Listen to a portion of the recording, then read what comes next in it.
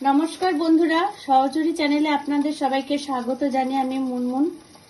আজকে আমি কিছু ভোলা ভেটকি মাছ আছে, মানে আমি অনেকটা মাছ কিনেছিলাম, খুব ফ্রেশ মাছ পেয়েছিলাম বাজারে।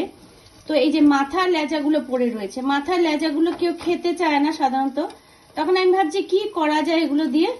তো আমার একটু মাথা একটা প্ল্যান এলো যে আমি এই মাথা লেজাগুলো দিয়ে একটু চপ বানাবো। তার জন্য আমি কড়াইতে একটু জল নিয়েছি, নিয়ে এই মাছগুলো, এই মাথার লেজাগুলো জলের মধ্যে দিয়েছি।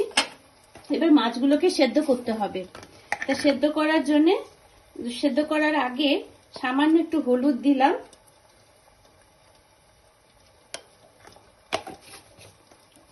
আর একটু নুন দেব। হলুদ আর নুন দিয়ে মাছটাকে আমি সেদ্ধ করব। সেদ্ধ করার পর আর সঙ্গে দেবো একটু লেবুর রস। লেবুর রসটা দিলে মাছের যে আষ্টে গন্ধটা, সে গন্ধটা থাকে না। এটা দিয়ে আমি মাছটাকে ভালো করে সেদ্ধ হয়ে গেলে খুব সুন্দর করে কাঁটাগুলো বেছে নেব, যাতে একটা কাঁটাও না থাকে। তারপরে আমি রান্নাটা শুরু করব।